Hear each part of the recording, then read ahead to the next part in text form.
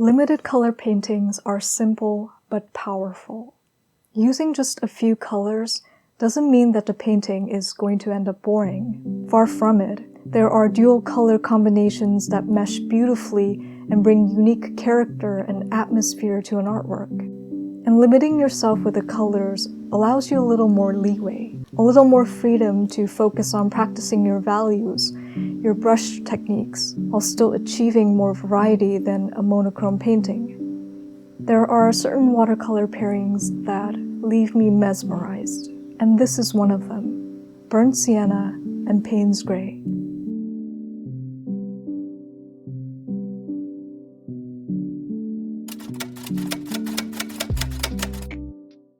Let's take a brief look at the two colors, Burnt Sienna in particular.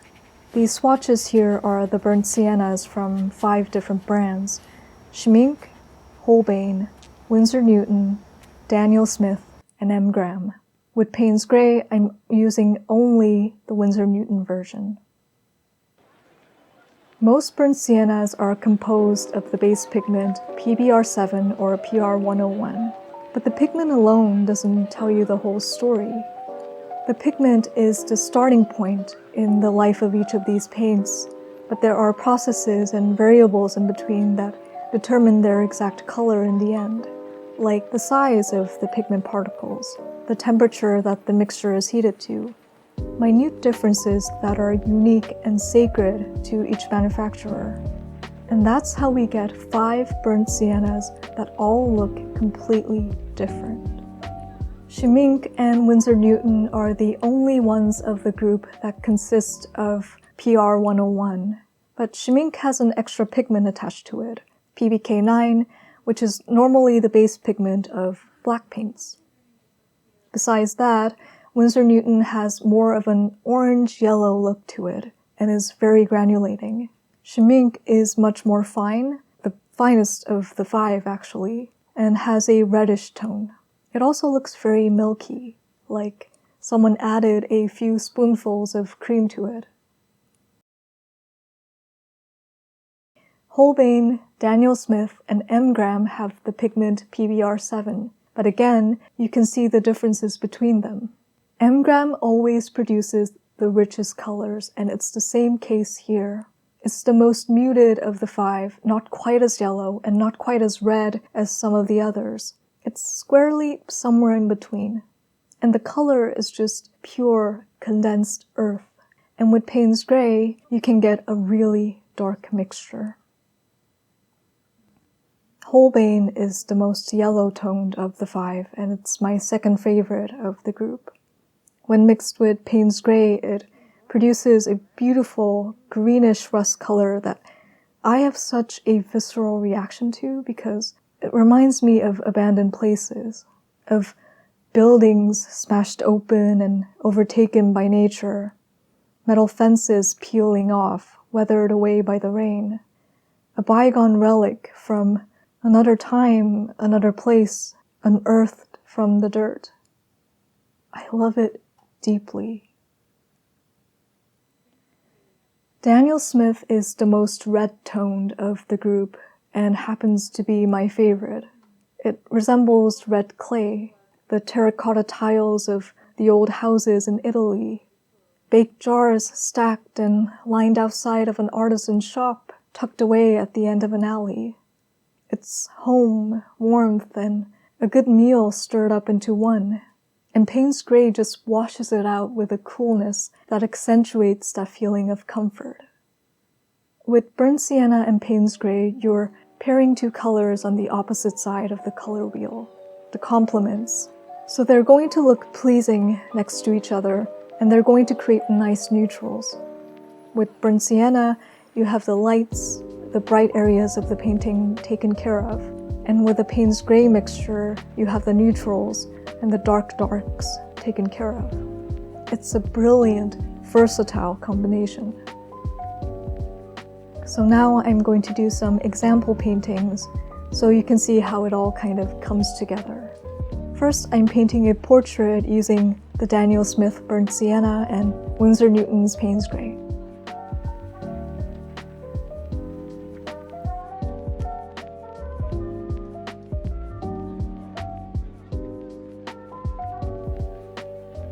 I'm laying down the first layer with burnt sienna, and then, when that dries, using a varied mixture of burnt sienna and Payne's gray to build up the skin and the hair. The reddish clay color of Daniel Smith makes for an excellent skin tone. It's soft looking and not too earthy.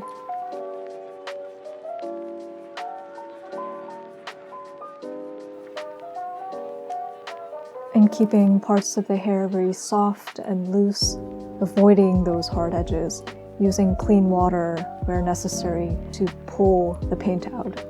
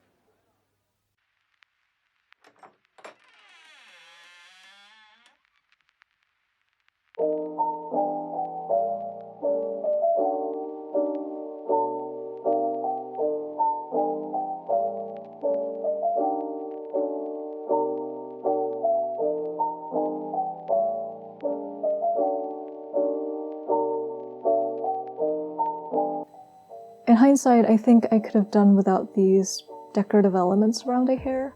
They seem a little too bright, a little too hard-edged, and if I could do it over, I probably would have chosen a different pattern and muted the colors more.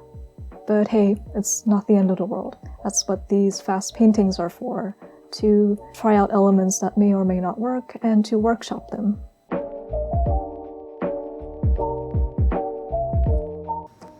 Okay, so now I'm going to use the Winsor Newton Burnt Sienna along with Winsor Newton's Payne's Gray.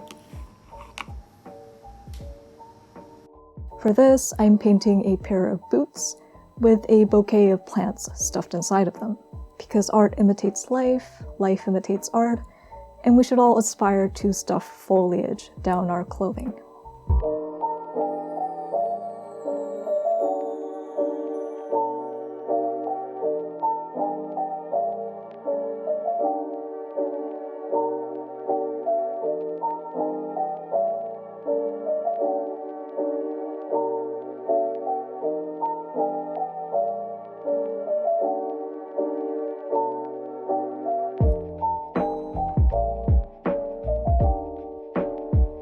I'm starting with a loose wet and wet wash of both burnt sienna and Payne's gray, letting the paints play around and mix directly on the paper to form the general shape of the boots and the plants. I want to keep the plant matter very soft and kind of hazy so that we can add the hard details later.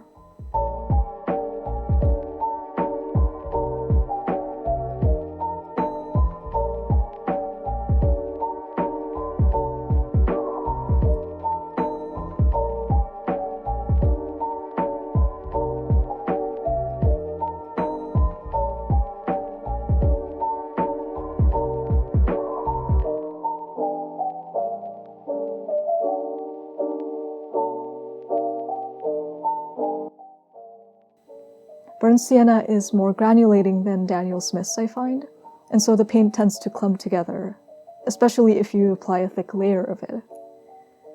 It makes doing wet and wet a little more tricky, like here, because the paint doesn't flow in water quite as easily.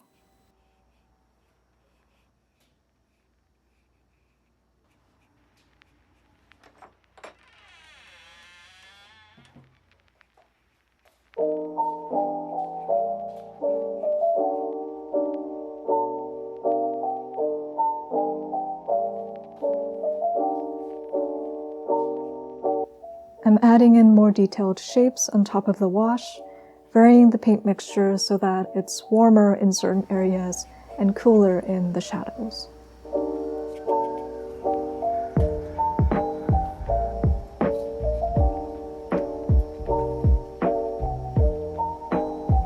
I'm just using the tip of the brush to add in more fine details to the foliage, adding the stems, the little leaves.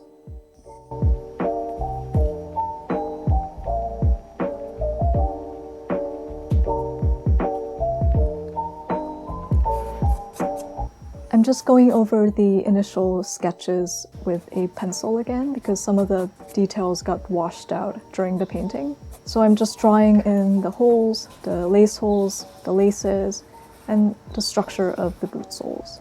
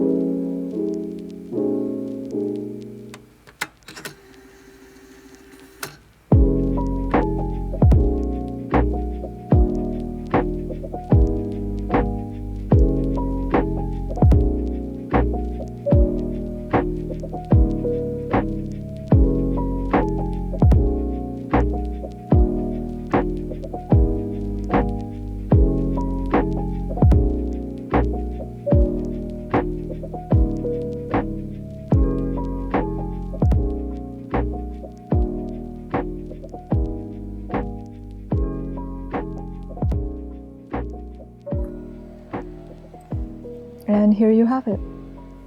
You can see how the portrait and the boots have a very different feel to each other. The boots look like a vintage find hanging out in a secondhand shop. It has a wary edge to it. And the portrait to me feels like the autumn woods, more soft and ethereal.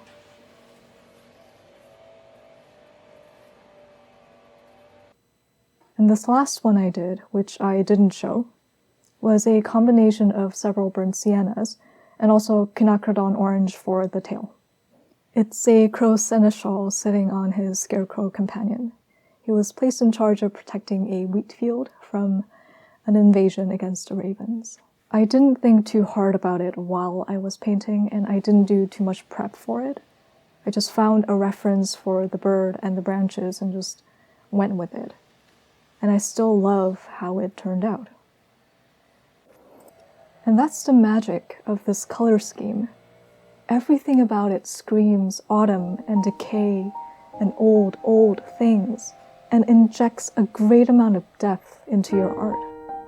It ages it, brings with it several hundred years worth of stories. And as an artist, as a storyteller, that's a freebie. And that's all for today, guys. Thank you so much for joining me on this palette adventure. Please take care of yourself, take care of your box of sheep, and I'll see you sometime, somewhere.